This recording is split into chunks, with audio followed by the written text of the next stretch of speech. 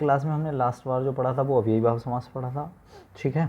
आज हम जो पढ़ने वाले हैं वो पढ़ने वाले हैं किसके बारे में, द्वंद्व समास के बारे में। किसके बारे में, द्वंद्व समास के बारे में पढ़ने वाले हैं। तो द्वंद्व का सबसे पहले मतलब क्या होता है, बहुत सारे तो द्वंद्व ऐसे लिख देते हैं तो वो गलत है, तो सबसे पहले तो द्वंद्व ही लिखना सीख लो आप। तो द्वंद्व का मतलब होता है लड़ाई झगड़ा, ठीक है, लड़ाई झगड़ा।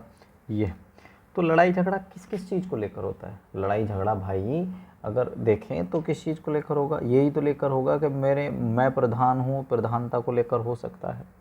कोई चीज़ बार बार आ रही है तो किसी क्रम को लेकर हो सकता है, ठीक है। विलोम शब्दों के बीच में हो सकता है, अगर देखा जाए तो विलोम शब्दों के बीच में हो सकता है, ठीक है, द्वंद्व विलोम। इसके अलावा हम कह सकते हैं जहाँ आपके जो विकारी शब्द हैं, विकारी शब्दों की आवृत्ति, ध्यान रखना कि विकारी शब्दों की आवृत्ति में भी जो है वो क्या होता है, विकारी शब्दों की आवृत्ति में भी क्या होता है, आपका द्वंद्व समास होता है। क्लियर है इतनी बात, विकारी शब्दों की आवृत्ति में भी क्या होगा, विकारी शब्दों की आवृत्ति में भी आपका द्वंद्व समास होता है। क्लियर है इतनी बात। अब कई बार ऐसा भी होता है कि जो संबंध बताने वाले शब्द होते हैं ना, संबंध बताने वाले शब्दों में भी, ठीक, ये भी बात ध्यान रखना कि संबंध बताने वाले शब्दों में भी क्या होता है, वाले शब्दों में भी आपको मिल जाएगा क्या, द्वंद्व समास। तो द्वंद्व का बेसिकली मतलब क्या हो गया, लड़ाई या झगड़ा। किस किस का कह देते हैं ना कि तुम्हारे बीच में क्या द्वंद्व चल रहा है, तो उसका मतलब क्या हो जाता है, लड़ाई झगड़ा हो जाता है, ठीक है, ये हो गया। तो सबसे पहले हम देखते हैं, एक एक पॉइंट को लिखेंगे। जैसे हम कहते हैं कि द्वंद्व समास क्या है, जहाँ हम परिभाषा की बात करते हैं सबसे पहले, तो चलो इसकी परिभाषा क्या हो सकती है। परिभाषा को लेकर अगर मैं बात करूं तो परिभाषा ये हो सकती है जहाँ दोनों शब्द प्रधान हों, जहाँ दोनों पद प्रधान हों, पद कह सकता है या शब्द कह सकता है, क्या हूँ, जहाँ दोनों पद या शब्द प्रधान हों, ठीक है, जहाँ दोनों पद या शब्द प्रधान हों, ठीक है। या कई जगह ऐसा भी कह सकता है कि प्रधान की जगह वो क्या कह देगा, वो कह देगा मुख्य, क्या कह देगा, मुख्य कह देगा।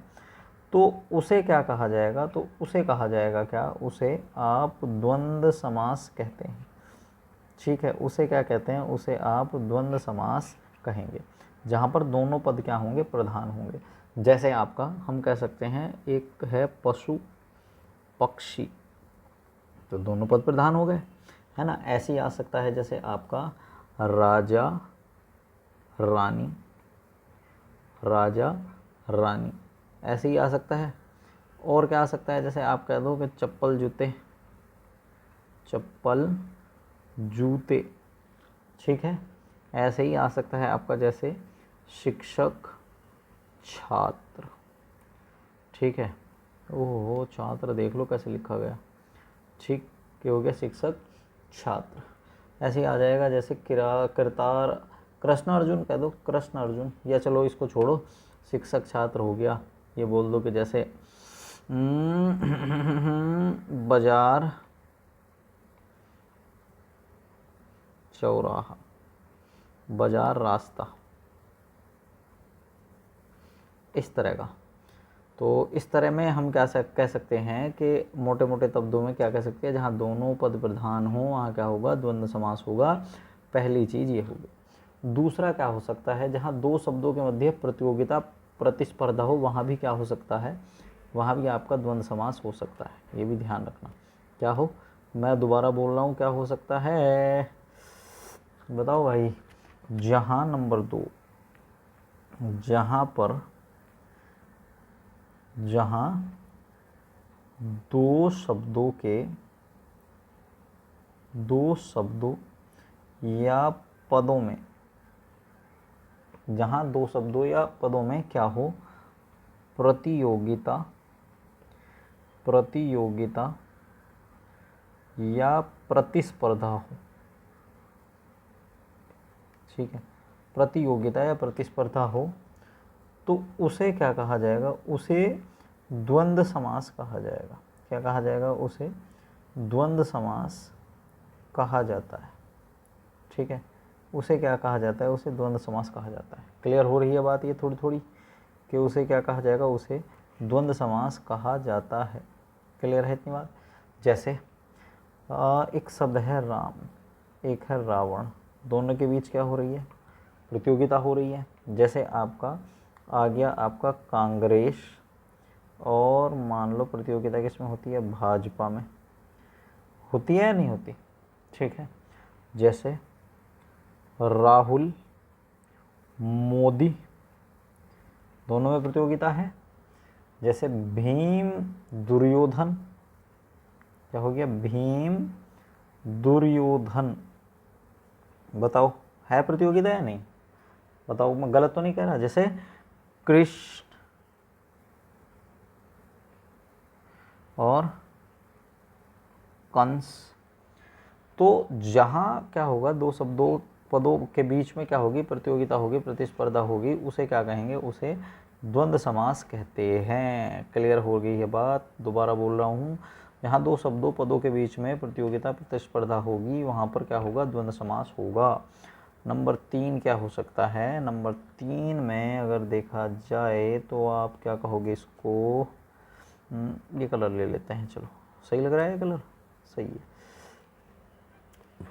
विलोम शब्दों में क्या होता है, क्या कहोगे कि सर विलोम शब्दों में क्या होता है, द्वंद्व समास होता है, ठीक है। विलोम शब्दों में क्या होता है, द्वंद्व समास होता है, ठीक है। द्वंद्व शब्दों में क्या होगा, जैसे आपने लिखा रात दिन, आपने लिखा सुबह शाम, काड़ा काला सफ़ेद। आप कह सकते हैं किसी की क्या हो रही है, जय पराजय। ऐसे कोई होता है बदतमीज, तो एक हो गया क्या आपका सभ्य है, एक हो गया असभ्य। देखो विलोमी तो है, जैसे आपका अच्छा, ये हो जाएगा आपका क्या, बुरा। जैसे आपका सुंदर बदसूरत। कोई डाउट तो नहीं लग रहा भाई, समझ में आ रही हैं चीज़ें कि विलोम शब्दों में हमेशा आपका क्या होगा, द्वंद्व समास होता है। विलोम शब्दों में क्या होता है, आपका द्वंद्व समास होता है, ठीक। नंबर 3 पर चलेंगे। नेक्स्ट क्या है, जहाँ विकारी शब्दों के बीच योजक चिन्ह, ठीक है। एक होते हैं विकारी शब्द, एक होते हैं अविकारी शब्द। तो कल तो हमने विकारी पढ़े थे, अविकारी पढ़े थे, आज पढ़ेंगे विकारी। नंबर 3 पर है आपका विकारी शब्द। अगर मैं आपसे पूछूं कि विकारी शब्द किसको कहा जाता है, तो जो लिंग वचन और कारक, लिंग वचन और कारक से क्या हो जाते हैं, परिवर्तित हो जाते हैं। लिंग वचन और कारक से परिवर्तित होते हैं, ठीक है, उसे क्या कहा जाता है, उसे विकारी कहा जाएगा। जैसे ये हो सकता है आपका कोई संज्ञा भी हो सकती है, कोई सर्वनाम भी हो सकता है, ठीक है, कोई विशेषण भी हो सकता है, और आपकी कोई किसी तरह की क्रिया भी हो सकती है। क्लियर हो रही है। सबसे पहले हम किसको ले रहे हैं, संज्ञा को ले लेते हैं। क्या संज्ञा से विकारी शब्द बन सकते हैं, जैसे आपका मान लो एक हो गया गाय, तो क्या हो जाएगा, गाय का हो गया बैल। ऐसे ही आप कह सकते हैं जैसे लड़का, इसकी क्या हो जाएगी, लड़की, ठीक है। ऐसे ही आपका हो जाएगा संज्ञा हो गया। और संज्ञा में दूसरे नंबर पर क्या हो सकता है, आपका हो सकता है सर्वनाम। सर्वनाम में क्या हो सकता है, जैसे अपना, अपना, ठीक है, सर्वनाम हो गया। नंबर 3 पर आप कह सकते हैं जैसे आपका हो जाए कोई विशेषण, तो विशेषण में क्या होगा आपका, जैसे कोई क्या है, सुंदर है, तो इसका क्या बन जाएगा, सुंदरी। इसके अलावा और क्या हो सकता है, नंबर 4 पर आपका हो सकता है क्रिया।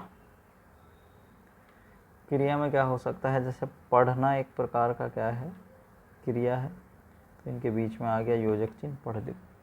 मैंने क्या बताया था कि विकारी शब्द क्या होते हैं, लिंग वचन कारक से परिवर्तित होते हैं, संज्ञा सर्वनाम विशेषण क्रिया, ये विकारी शब्द होते हैं। और जब विकारी शब्दों के बीच में योजक चिन्ह आए, जब विकारी शब्दों के बीच में योजक चिन्ह आए, तब उस कंडीशन में आपका जो होगा वो द्वंद्व समास होगा। क्या होगा आपका, उस कंडीशन में आपका द्वंद्व समास होगा। नई कंडीशन देखते हैं जहाँ पर शब्दों की आवृत्ति हो, वहाँ भी द्वंद्व समास होता है। नंबर 5 पर आप ये भी कह सकते हैं कि शब्दों की आवृत्ति होने पर, क्या होने पर, शब्दों की आवृत्ति होने पर जब योजक चिन्ह लगता हो, शब्दों की आवृत्ति होने पर जब योजक चिन्ह लगता हो, उसे क्या कहा जाएगा, जब शब्दों की आवृत्ति होने पर योजक चिन्ह लगता हो, उसे क्या कहा जाएगा, उसे आप द्वंद्व समास कहते हैं। क्या कहते हैं उसे आप द्वंद्व समास कहते हैं। उदाहरण के रूप में द्वंद्व समास में अगर देखा जाए तो क्या होगा, उदाहरण के रूप में अगर देखा जाए तो जैसे एक शब्द है आपका दिन, दिन, रात, रात, जैसे आपका लिख, लिख, ठीक है, हरा, हरा, हरा, हरा, वो कहते हैं पीला, पीला, पीला, पीला, ये, ठीक है। तो अब देखो इसमें समझो आप कि शब्दों की आवृत्ति हो रही है, और शब्दों की आवृत्ति के बाद क्या हो रहा है, आपको दिखाई दे रहा है कि योजक चिन्ह लग रहा है। जब शब्दों की आवृत्ति हो और आपका योजक चिन्ह लगे, तब उस कंडीशन में भी आपका क्या होगा, द्वंद्व समास होगा। इसके अलावा एक और आता है आपका, नेक्स्ट नंबर है, शायद छठा नंबर होगा ना, देखना क्या, हाँ छठा नंबर ही है, नंबर 6 नंबर देखते हैं भैया। 6 नंबर क्या कह रहा है आपका, 6 नंबर कह रहा है आपका कि जब अर्ध आवृत्ति या पुनरावृत्ति वाले शब्द हों, जब क्या हो, अर्ध आवृत्ति, क्या हो, जब अर्ध आवृत्ति या पुनरुक्ति वाले शब्द होते हैं। कैसे शब्द होते हैं, पुनरुक्ति वाले शब्द होते हैं, ठीक है। तो इस तरह के कंडीशन में भी आपका जो है वो क्या बनता है, द्वंद्व समास होता है। क्या होता है भैया, द्वंद्व समास होता है। अर्धावत, अब ये देखा नहीं तुमने, रोटी पोटी, रोटी पोटी नहीं, रोटी वोटी, हिसाब किताब, कपड़ा वपड़ा, भारत भारत, पाकिस्तान उकिस्तान, कंकड़ वंकड़, धागा वागा, इस तरह के शब्द आते हैं ना, तो उसमें क्या होता है, उसमें आपका, समझ पा रहे हैं, उसमें क्या होगा, उसमें आपका द्वंद्व समास होगा। जैसे आपका, हाँ भाई ले आओ क्या चाय वाय कुछ, जैसे ले आओ भाई पानी वानी, जैसे तुम कहोगे ले आओ भैया कपड़ा वपड़ा, कपड़ा वपड़ा, ऐसे ही कहोगे भारत भारत, भारत भारत, कंकड़ वंकड़, रास्ते में कंकड़ वंकड़ तो नहीं भाई, तो उस कंडीशन को भी क्या कहेंगे आप। जैसे आप कहोगे धागा वागा तो नहीं है भैया, तो ये क्या हो रही है, इस कंडीशन को कहते हैं अर्ध आवृत्ति। क्या कहते हैं इसको, इसको कहते हैं अर्ध आवृत्ति।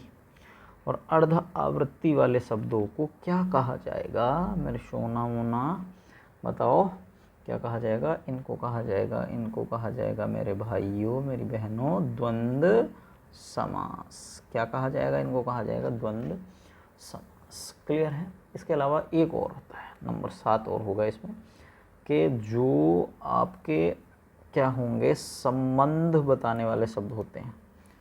ठीक है? क्या? संबंध बताने वाले, संबंध बताने वाले शब्दों में, संबंध बताने वाले शब्दों में क्या होगा? द्वंद्व समास होता है। संबंध बताने वाले शब्दों में क्या होता है? द्वंद्व समास होता है। संबंध बताने वाले शब्दों में क्या होगा? द्वंद्व समास होगा। जैसे आपका नंबर 1 आया पति पत्नी, इन्होंने क्या बताया? संबंध बताया। जैसे आपका जीजा साली, क्या बताया? संबंध बताया। जैसे साला साली, तो संबंध ही है। माता पिता, ताऊ ताई, भाई बहन। इसके अलावा जैसे और राम लक्ष्मण, राम सीता। जहाँ भी ऐसी कंडीशन फंसेगी उसी को क्या कहेंगे? उसी को द्वंद्व समास कहेंगे। मेरे हिसाब से मैंने आपको मोटा मोटा बताया द्वंद्व समास। द्वंद्व समास आपको समझ में आ गया होगा। यहाँ तक अगर आपने वीडियो देखी है तो आपको चीज़ें समझ में आएंगी। उसके लिए बहुत बहुत धन्यवाद।